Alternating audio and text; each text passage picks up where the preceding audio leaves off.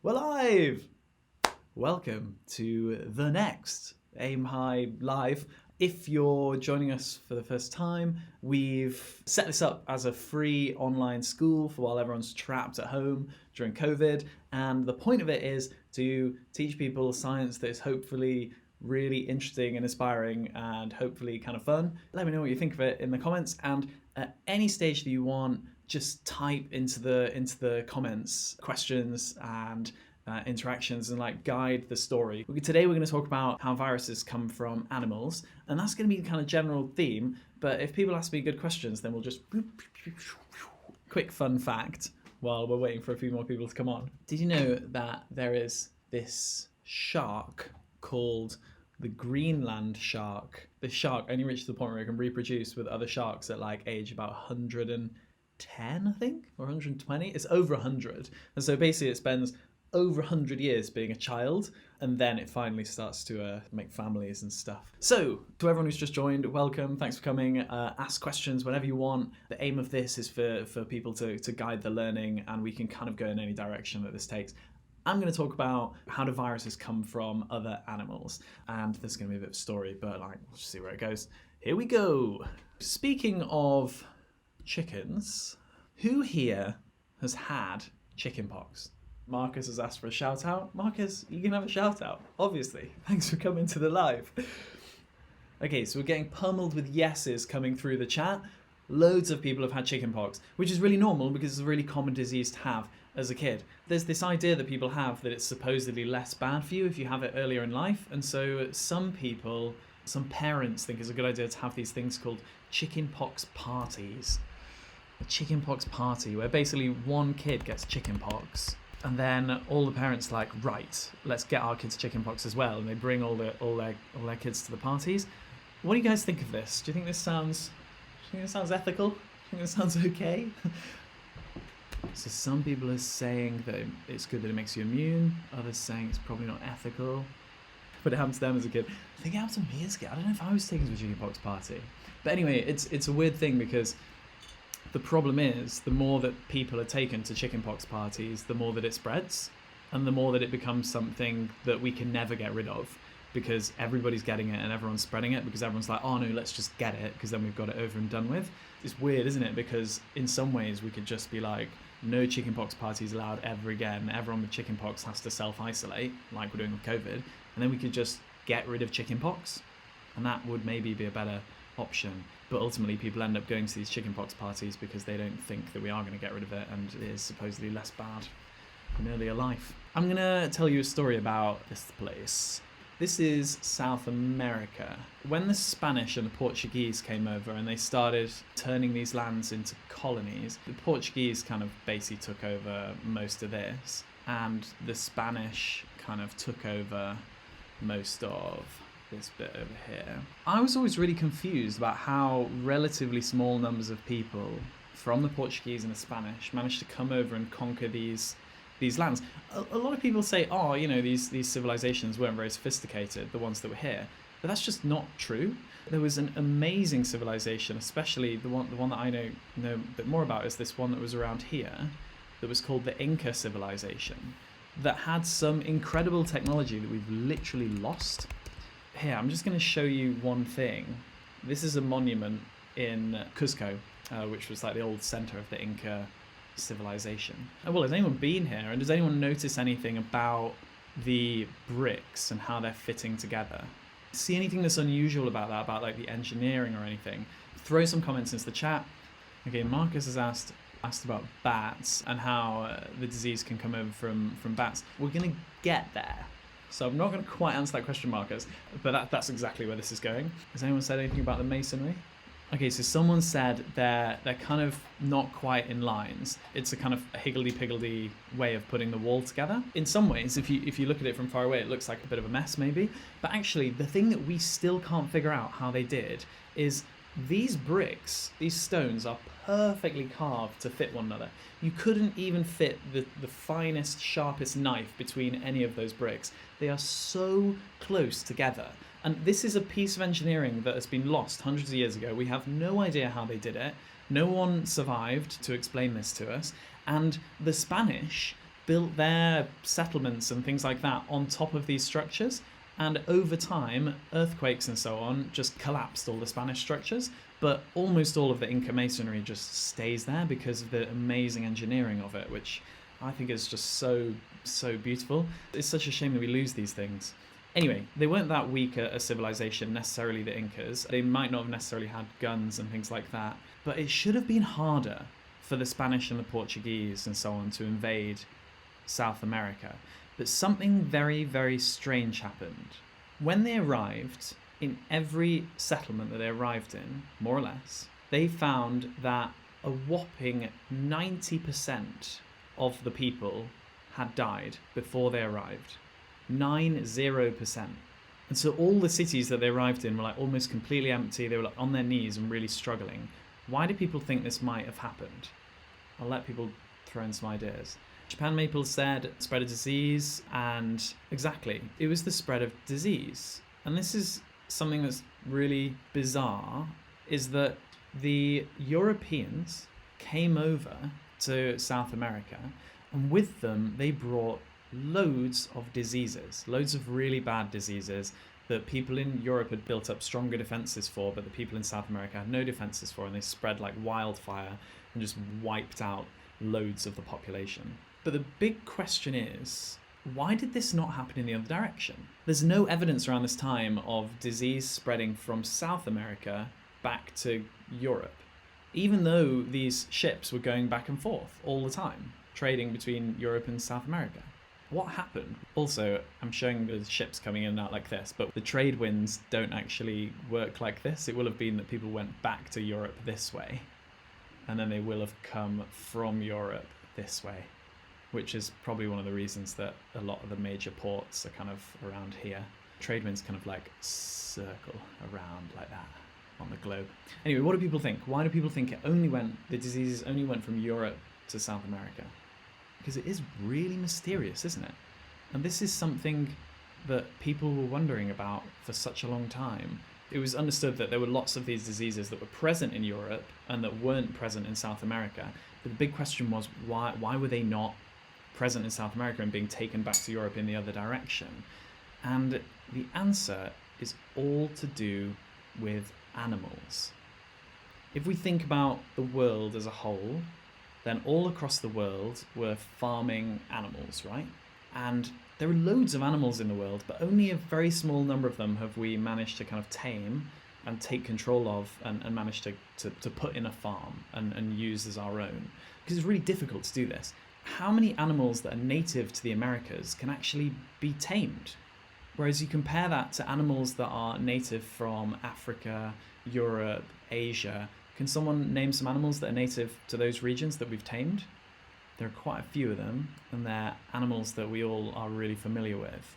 Cats, yeah, dogs, well, this looks like a donkey, chickens, dogs, farm animals and domesticated animals. All of them were native to Europe, Asia, Africa, these kind of areas. And so it was those kinds of areas that were really close to these animals, like spending loads of time in close proximity to them. And because we spent lots of time in close proximity to these animals, we somehow picked up these really horrible diseases. In comparison, there was actually only one animal that we think gave diseases to the people who were native to South America at the time, that passed the disease to the South American people that then flowed back to Europe. There's one theory about one disease. Can anyone think of the animal? And bonus points for the disease. One animal in South America that can be tamed. So it's not cows. Cows are still more this part of the world. Not so much bat. Bats aren't tamed, yeah. Oh my god, if you guys can get me a tame bat, I'd love to hang out with a bat. That'd be so fun. So it's these guys. Llamas, alpacas. Llamas and alpacas could be tamed, and you go to South America and these animals are still farmed, and some of them are now farmed over here. And the disease that we think they pass in our direction is called syphilis, which mysteriously appeared around the time the Europeans started going backwards and forwards from South America.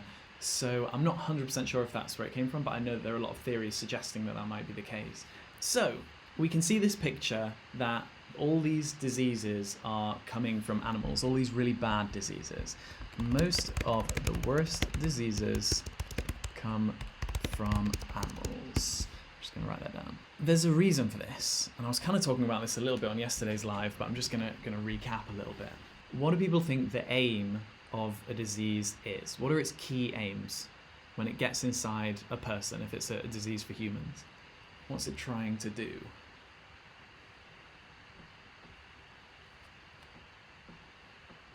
And why would people wear these? Okay, yeah, to reproduce and to spread. That's the main thing that a disease is trying to do. It's trying to reproduce and spread. And to do that, it needs to get inside a host. It needs to take over the host enough that the host is generating symptoms like coughing and sneezing so that it can like project itself to other people. But also, the key aim of the disease is not to be dangerous. Diseases don't really want to be dangerous. That's not the point. They want to make you ill enough so that you're sneezing and stuff, but they also want you to be only a little bit ill so that you still go out. You're hanging out with your friends, you're mixing with your family, you're spreading the disease to everyone. That's the dream for the disease. When you end up with a disease that's killing people, that kind of thing actually doesn't make that much sense. So let's go back in time. Back in time, humans used to live in these little bands of hunter-gatherers, right? And there would just be a few of them. In your entire band of hunter-gatherers, you'd have, up to 150 max normally. And you'd kind of be wandering around the wilderness, gathering, hunting, doing your hunter-gatherer stuff. You wouldn't encounter other groups of humans very often. And so if some disease developed in your hunter-gatherer band that was really deadly, spread really rapidly and infected everyone very quickly and either killed off all of you or quite a lot of you, then what would happen to the disease? What do people think? Yeah, Japan Maple, perfect, exactly right. The disease would die out. And so diseases that are really dangerous would just disappear because they would sweep too quickly through the small population of people they had to sweep through, or they'd even kill them all off if they were too dangerous, and the disease is gone. And so the disease can't continue to develop. So that's not what the normal diseases were. The perfect disease back in those times was like a cold, because it would spread slowly from one person to the other. And so when they came across another band of humans, you'd be bound to have another group of humans who would interact with at least one person in your group who was ill. And so it would spread. That was how it did it. And so it's really important to understand that in terms of evolution, these really dangerous diseases don't actually properly make sense. And so there's evidence that things like tuberculosis and smallpox and things like that came from cows. Okay, big question. If a cow is ill, should you stay away from it? What do you think? Meanwhile, Jessica Foggan wants the shout out, and of course can have one. Keep rolling out the shout outs. What do people think? So Japan Maple said, yes, stay away from a cow if a cow is ill. And Fatima said it depends on the disease. The reality is that you actually don't... Oh, welcome back, Fatima. The reality is that you don't actually really need to stay away from a cow with a disease because most diseases, or almost all diseases, are designed to be in that one animal. They only really work in that one animal. And if you happen to get some of the virus or the bacteria or whatever is infecting the cow into you, then the most likely scenario is that you'll just fight it off because it's not designed to be inside you. And so you really don't have to worry most of the time when animals are ill, hanging out with them, because diseases really do separate themselves by different animals. If this dog has a dog sneeze, although often dogs will sneeze because they're just trying to tell you that they want to play, like a high-pitched sneeze is just like, yeah, I just want to hang out as a dog. But anyway, if it has like an illness dog sneeze, then these other animals can be absolutely chill. They can be out in their sun hats, enjoying the day. They don't need to worry about it because they're not going to pick up the disease from the dog because it's a dog disease. However, if the dog spends an enormous amount of time with this donkey and there are millions of other dogs also spending time with millions of other donkeys and they're all in close contact with one another, like humans in farms spending loads of time with cows, then eventually you will get some fluke of biology where a disease will actually jump somehow from a cow to a human. It's incredibly unlikely, but sometimes it happens. And this can happen with any animal. It's just very, very unlikely. And now, what do you think changes when the disease gets inside the human or the other animal and it does know what to do? When I say knows what to do, I mean it does infect them. Fatima says it goes into the cells. So it might make its way into the cells, but then the key idea is that it's now infecting the other animal. So let's think it's a human. Let's think of it as a human. But it doesn't really know what to do in the human. Because in the cow, it was just like, oh, I'll just make the cow a little bit ill so the cow will spread me around. But in the human, it's lost. It's like, I don't know how to operate in a human, and yet I'm operating, I'm doing the thing I'm doing, and I'm making the meal. And so it accidentally, I say accidentally, obviously these things aren't thinking, but it basically accidentally makes the human really, really, really ill. And when these weird flukes happen, it normally wouldn't be a problem, except that now humans live so close to one another. We live so close to one another in such big numbers that when these really bad diseases do jump across, instead of them just disappearing like they used to, they spread. So that takes us back to COVID-19. At the moment, the thinking is that it might have come from bats spreading across into the Chinese population because of a close interaction with bats. And this is a lesson for the whole world. Our population is so large now that we just should not be having such an active animal trade. The more active the animal trade is, the more likely we are to pick up diseases. Like, that's where this comes from, and that's the big story that's not being told. If the whole world just stopped using animals and just like let them be wild and just like gave them space, we would enormously reduce our risk of diseases like this ever happening again. What do people think about that? Great, I'm glad I'm helping with your homework. So there have been some questions about how you can get sick from eating meat that might have gone off. So that's a bit of a different thing. That might be that some bacteria or something that's in the meat that you haven't cooked properly maybe could infect your digestive system. We're generally more familiar with those things like salmonella that you can get from chickens. That will give you a really bad vomiting thing. This virus, it's not thought that it's from someone eating a bat that had kind of gone off and then eat it and then taken on the virus like that. It's thought that this virus has jumped the species gap. It used to infect bats, and bats were not really too bothered by it, and somehow it's got into humans and it's making us much more ill.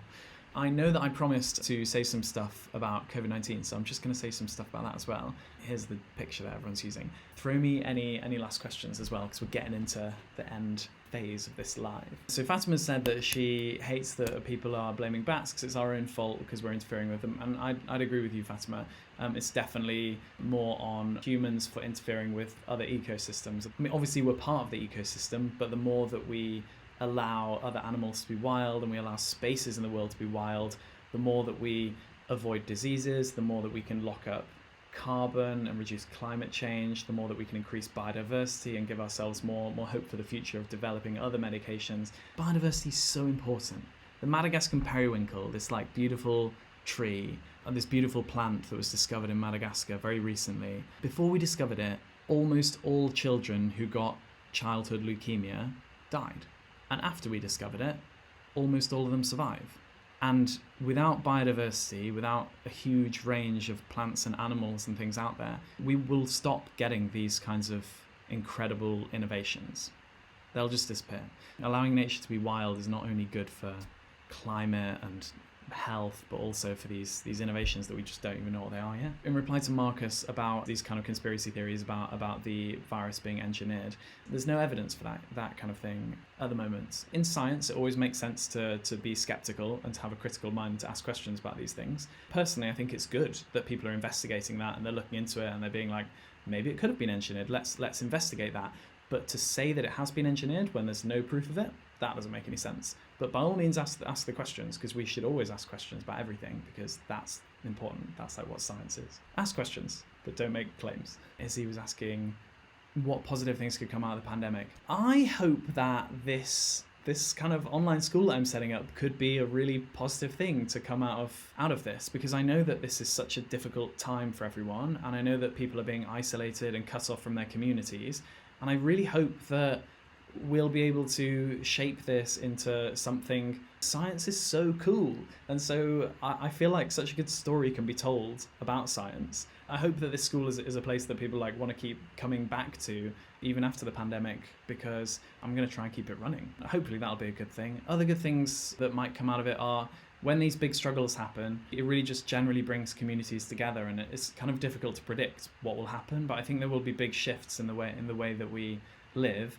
And the more that people who want to do good in the world and want to create positive change, the more that they're active during this time, the more good stuff will happen. So I would encourage anyone to kind of get involved in like cool community projects and help support them and help them to grow. I think this is an amazing time of like people coming together to do good stuff. Really quick bit about COVID. Some key things I wanted to tell people about. Firstly, how it spreads. It spreads so easily because it envelops itself in droplets as they leave your mouth, as you cough and you sneeze and so on. It just gets on all the surfaces. We're not really sure how long it survives on surfaces, but we think it could survive for up to like 9 days on any surface pretty much.